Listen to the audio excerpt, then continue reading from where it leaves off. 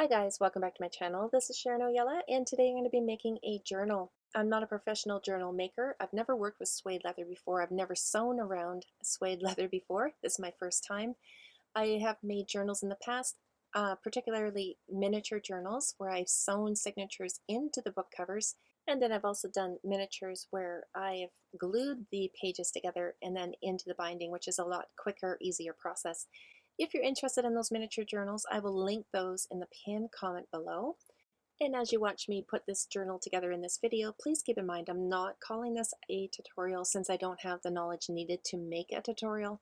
So this is a beginner telling another beginner, if I can do it, you can do it too. I leave all my mistakes that I made in the video so you can learn from those mistakes, and I'm sure you're going to make your own as well. I think mistakes are our greatest teacher. In the end, I got myself a pretty fantastic looking journal, and I can't wait to fill it up with all my memories. Alright, so let's gather up some supplies to get a journal started. Like I said, I'm using suede leather. You don't have to do the same. You can use any material of your choice.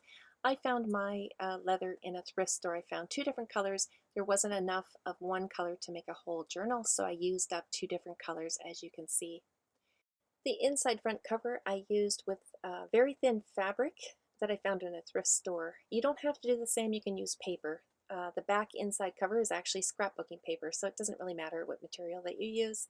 And then the thread that I used here is waxed thread, which I would suggest using if you're going to be making yours with suede leather, because that wax is going to hang on and make your job a little bit easier as you sew along the edges. Now the inside pages, you can get paper from anywhere. You can use any paper of your choice. I prefer sketchbooking paper because it's thicker, it's more durable, easier to work with. You can find sketchbook paper in pretty much any dollar store. I found this in a thrift store, so I'm not sure exactly where it originally came from, but it's extra long paper. And with that extra long paper, I was able to fold it in half and get a regular size journal. And I made two signatures of 10 pages each, which once folded, make 20 pages each. And then the inside covers are all cardboard, and the cardboard I just got off notepads just like this here, or scrapbooking pads. And I just take off that thicker piece in the back, and that's what I use for my inside covers. Of course, you're going to want some rulers or straight edges to work with, and some sewing needles. I used emery board to rough up the side of my paper, and some glue. You can use any glue of your choice. A pair of pliers I found very handy for when I was sewing the book together, and for that I just used a regular long sewing needle just like this. One with the eye big enough for the wax thread to go through. If you're going to be working with suede like I am here, then you're going to want an awl or a nail that you can make the holes into the leather with. Three things to note before we get started. I designed my journal in a way that I can remove this thread here and cut that free, and then take the book covers apart and add in more paper as I need to. Okay, so that's for future use. And with that, I have a template that I'm going to be keeping with my journal that has the holes and all the dimensions already in it. So in the future, when I need more pages, I can do that, no problem. And then I can just sew the covers back together. The second thing to note is I aged my paper using a tea bag and an emery board. You don't have to do the same thing. I just like that dirtied up look myself. And the third thing to mention is I'm not going to be talking for a lot of the video. I'll just pop in when I need to. Alright guys, let's make a cup of tea and get started.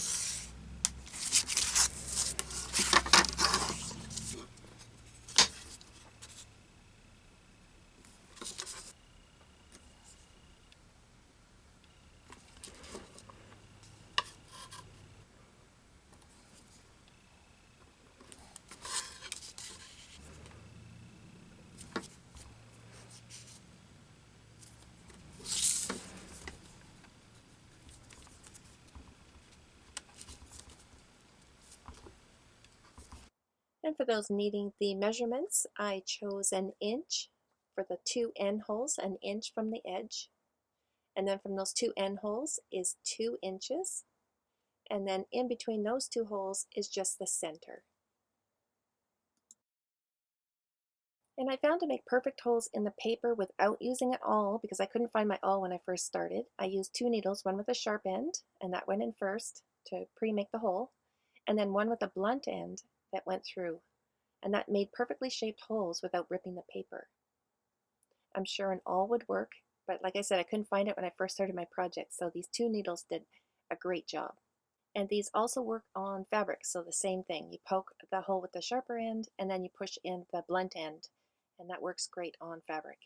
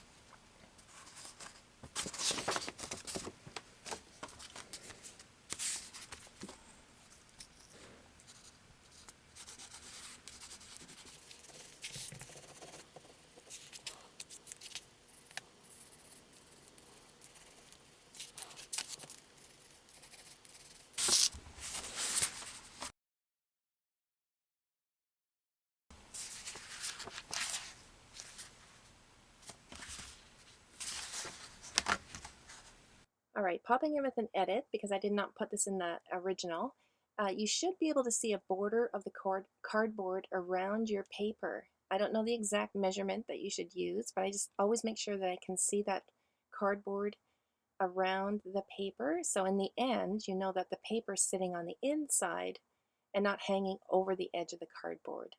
So I would do a few millimeters at least. Make sure you have a good border all the way around 3 sides. You can have it on the 4th side as well, where you bind everything together, but I just bring it up to the end there, just like so. And just make sure I can see a border of the cardboard all the way around. And make sure you do that for both pieces. Both pieces of cardboard should be the exact same.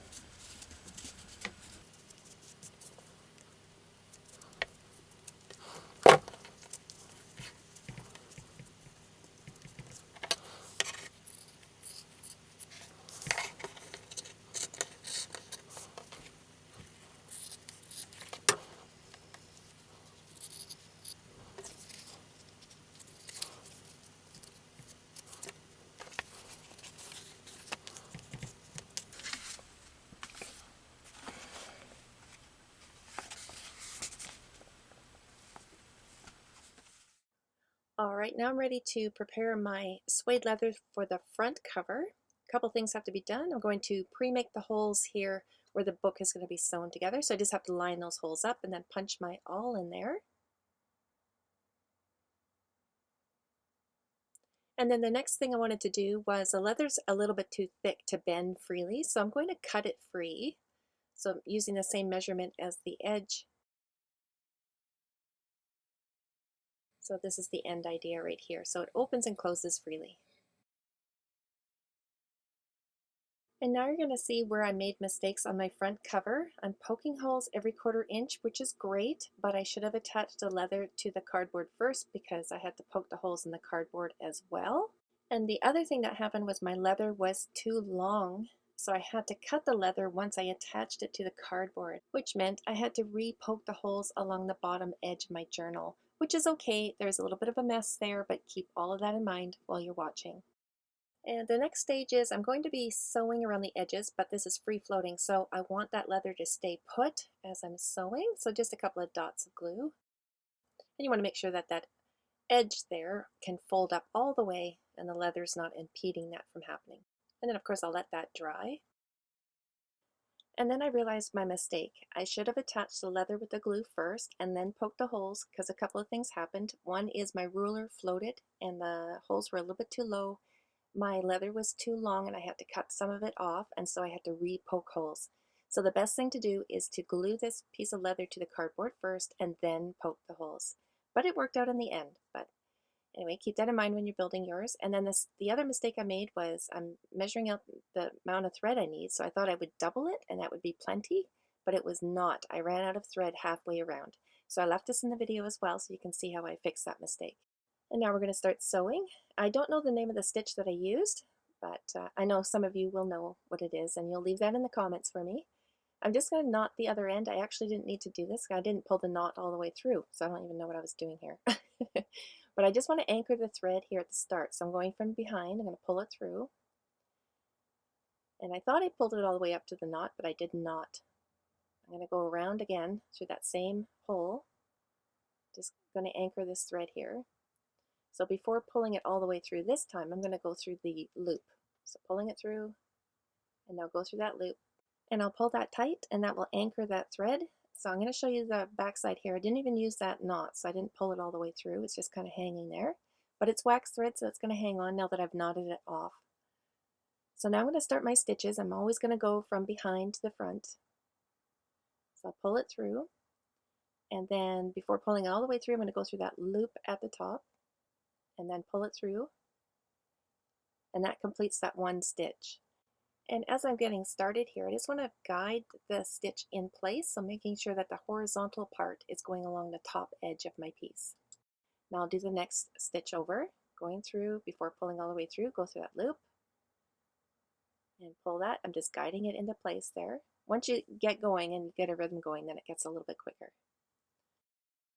I'm just making sure I have the horizontal part of the stitches at the very top edge.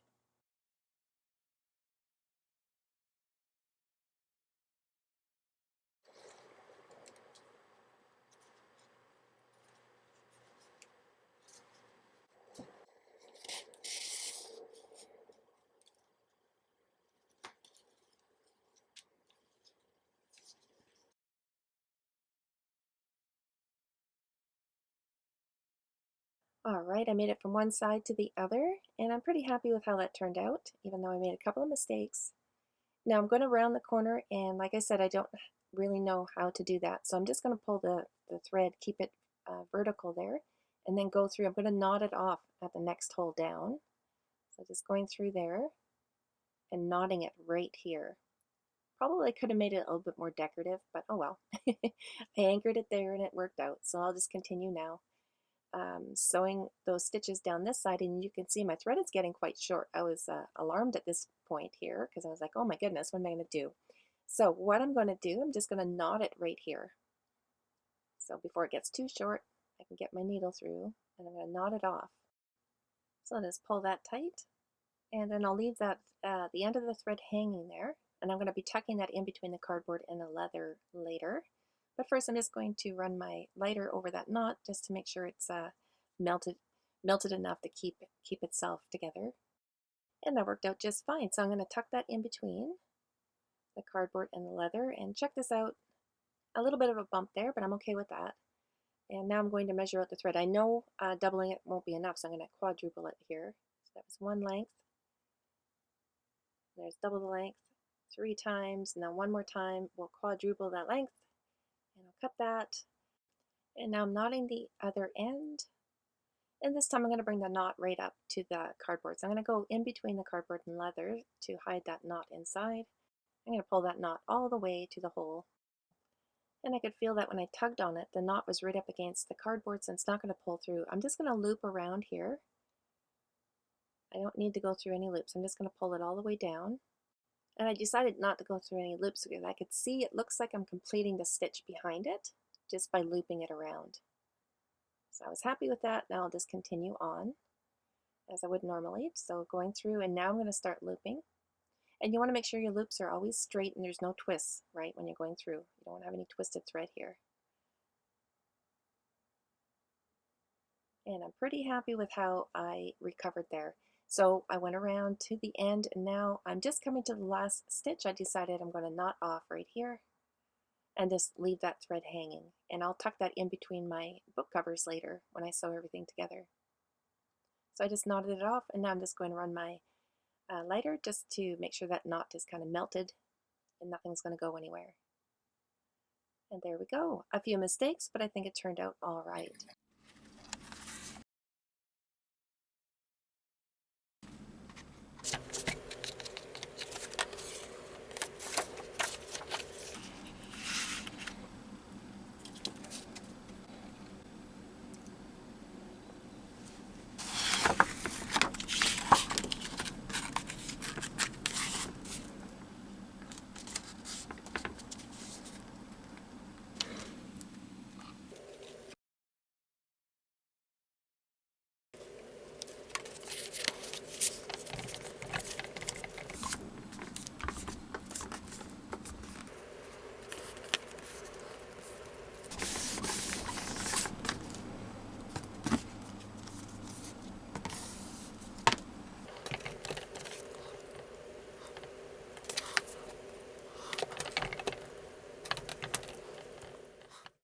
Alright, this time I've learned from my mistake. I'm going to glue my inside back cover to the leather before poking holes, making sure I have the right side glued down because I'm going to cut around 3 sides here. I want to make sure that I have the holes on the one side for the book binding.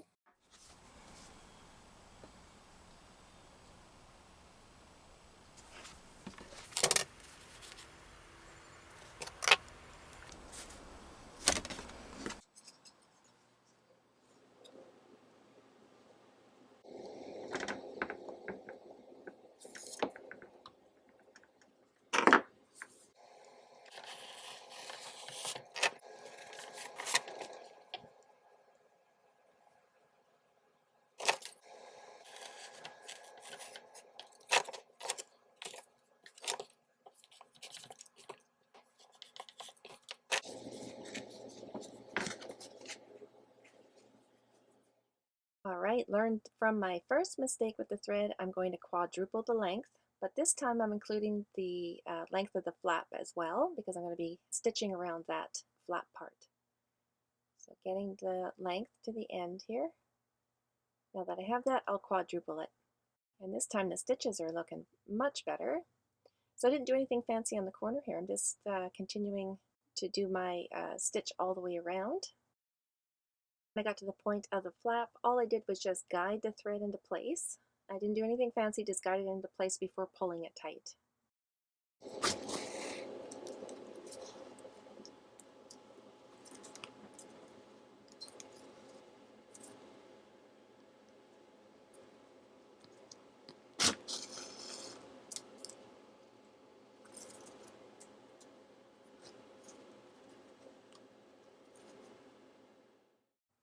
And then when I got to the very end, I did the same thing that I did in the front cover, just knotted it off and then ran my lighter over that knot and just left that hanging. I'll tuck this in later. And working on the front cover now, I'm just going to paint this fabric I noticed when I put the strip of leather there, I could see the fabric underneath. So I just want to get rid of that distraction. So just painting it, let it dry, and that was much better. And instead of putting the same color strip down, I decided to go with the darker strip. And to get rid of that cut line, that white cut line, I just went over it with a black felt pen. I found that a bit distracting. So just wanted to get rid of that color first. And I'm going to glue this down. Before I do that, I'm just going to glue the rest of this cover in place. This edge here was just free of glue, so I'm just going to make sure, get some glue in there and glue that down. And I'm ready to glue down the leather, but I don't want to get glue in the bend of the cardboard. You always want to make sure that's free of glue. So I just pull it up, as you can see there, and make sure I don't get glue in there. So just along the edge. And then I'll put my leather strip in place. And I want to make sure that it can open and close freely. And then after a few minutes, let that glue set. I re-poked the holes. I could feel them through the fabric, so I didn't need the template for this part. And the darker piece of leather, it had strips in it. It was a used piece someone had turned into a book cover before, and it already had slits here, so for straps. So I decided to make a pen holder out of those strips. So using the alternate color of leather, I've already measured out everything. So both sides are identical. I've already measured them. So I know exactly how much to pull there. You see the line? I knew exactly how much I could pull over, and then I'll sew through. I've already poked holes on each end of these little strips so I could get my needle in there easily. A little bit of a struggle to work this way, but I got it done. And to finish off the thread here, I'm just going to knot once I sewed both sides down, and I'll just knot off right here. So pull it through and go through that loop and pull tight, and I'm just going to weave across, going up once to one side and then up the other side. So just weaving that wax thread together, and then I'll cut it free. So that end is pulled inside and out of sight. Now I could pull the leather strips up. I have them sewn, and there's my pen holder. I was really happy with how this turned out. And now looking for a closure for the front of my journal, this little tin that I turned into a suitcase to hold all the treasures that I found while I was in Europe. So I found a bottle cap there, some pottery on the beach, some sea glass, and I found buttons. Every time I was waiting for a bus or a train, I always found a button. And on this string of buttons, there is a bone bead that I actually dug up on the beach called Sheerness by the Sea. And I dug at this bone bead up. I was so excited. I know it's old. I don't know how old it is, but I'm going to use it. So I'm going to put a little slit here in the front of my cover here, a little slit for the bead to fit through. And now I've threaded it with wax thread and knotted it off. And I'm just going to make this a temporary closure because remember, in the future, I'm going to be able to pull this cover apart and add in more signatures as I need them. So I just want this to be temporary. So I'm just going to knot off the other side here. I'm measuring out how much length I need for that closure first. And once I have that figured out, now I'm just going to knot it off on the other end. And that way, just knotting it off and leaving it hanging there, I can remove this later and restring that bead when I need to. All right, my friends, before we sew anything together, I'm going to take the signature, and where it bends, I'm going to bend it back and forth a few times, each one. This will loosen up the bends, so when we're using the journal later, it will open up a lot easier and won't be so stiff.